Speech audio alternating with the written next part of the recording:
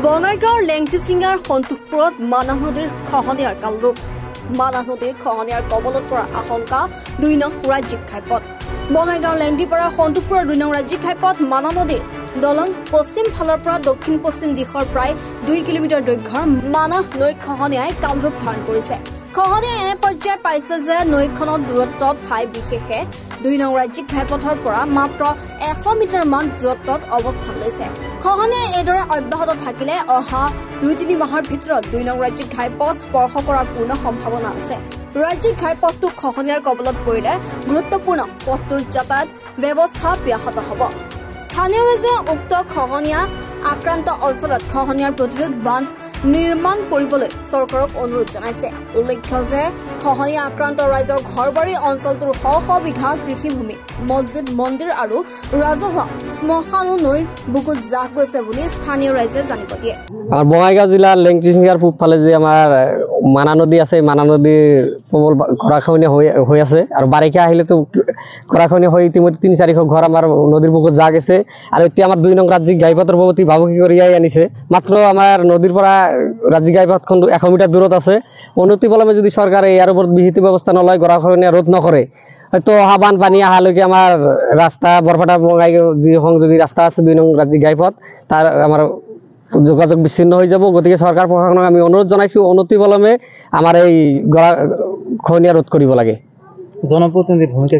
জনপ্ৰতিনিধিৰ ভূমিকা বাৰিষাৰ সময়ত তেওঁলোকে যদিও আহে আশ্বাস দি থৈ যায়, তেওঁলোকে আশ্বাসে হৈ থাকে, কোনোদিনে কোনো ধৰণৰ কাম কৰা নাই, আমাৰ কাম কৰা পৰিলক্ষিত হোৱা নাই।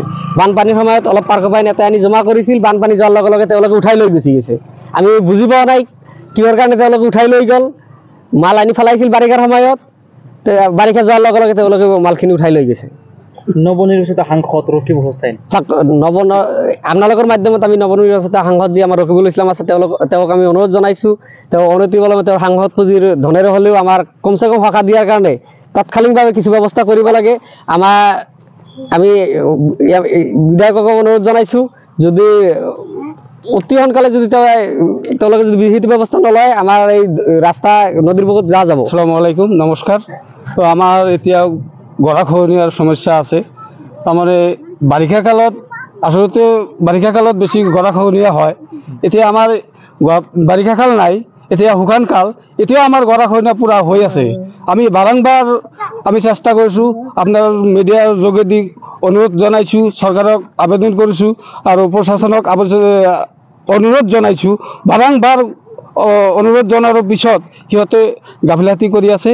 আমাৰ এই বৃহৎ এটা অঞ্চল সন্তোষপুৰ তৃতীয় খণ্ড বঙাইগাঁও ডিষ্ট্ৰিক্ট, এই অঞ্চলটো আধাৰ বেছিখিনি গৈছে আৰু এতিয়া আমাৰ তৃতীয় খণ্ডত অলপখিনি বাচি আছে। যদি গ'লে আমাৰ এতিয়া জিঅ' বানেৰে অলপ প্ৰডাক্ট বা আপোনাৰ পিচিংটো কৰি দিয়ে, আমাৰ এই সন্তোষপুৰ বৃহৎ এলেকাটা অলপ শান্তি হ'লে আমাৰ এই দুখীয়া অঞ্চলটো হাৰ পাব। তাৰমানে আপোনাৰ এই অলপ দুমুঠি হ'লেও ভাত খাব পাৰিব।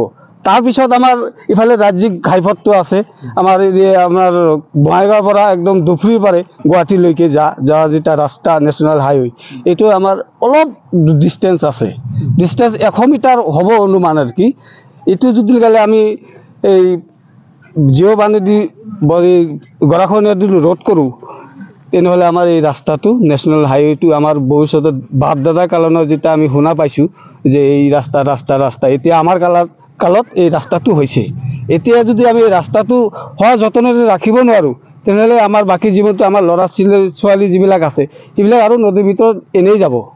চ' আপোনালোকৰ জৰিয়তে আমি চৰকাৰক অনুৰোধ জনাইছোঁ, খুব সোনকালে আমাৰ এইটো গৰাখহনীয়াটো ৰোধ কৰিব লাগে। চ' ধন্যবাদ। অভিনয় কৰাৰ হেঁপাহ আপুনিও পঢ়ি ৰাখিছে নেকি? আপোনাৰ অভিনয় কৰাৰ অভিজ্ঞতা নাই? কোনো কথা নাই, আপোনাৰ বাবে আহিছে সোণালী সুযোগ। ২৯ ছেপ্টেম্বৰত দিনৰ ৯ বজাৰ পৰা নিশা ৮ বজালৈ বলিউড তথা হলিউডৰ চিনেমাৰ বাবে অডিশ্যন হ'বলৈ গৈ আছে গুৱাহাটীৰ কাহিলীপাৰাস্থিত জ্যোতি চিত্ৰবনত।